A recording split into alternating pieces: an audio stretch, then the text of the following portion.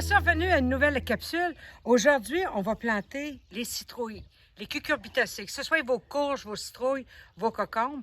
Bon, il est beaucoup mieux de les partir dans la maison ou dans votre serre avant de les mettre dehors parce que, surtout ce printemps, on a un printemps qui tarde à se réchauffer.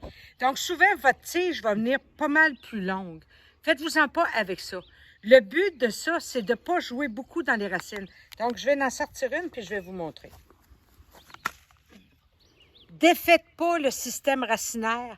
Elle déteste ça, se faire briser les racines, les courges, les citrouilles, les cocombes. On va les planter, mais on va les planter jusqu'ici, aux fausses feuilles, aux cotylédons.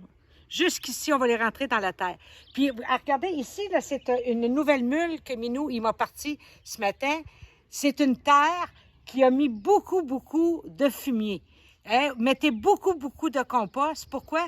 Parce que c'est des plantes qui ont besoin énormément de nutriments puis beaucoup d'azote parce qu'ils vont faire beaucoup de feuillage, beaucoup. Fait que si vous voulez avoir des fruits, ça prend une terre très riche. Plantez pas ça dans une terre qui est pas nourrie. Vous n'aurez aucun réussi. Ils se développeront pas. Alors, qu'est-ce qu'on va faire? C'est bien simple. J'en ai déjà planté. On va faire un trou comme ça ici.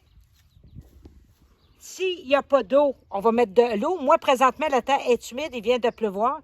Je vais la descendre sans défaire la racine comme ceci, puis je vais la renterrer comme cela, avec une petite prise comme ça.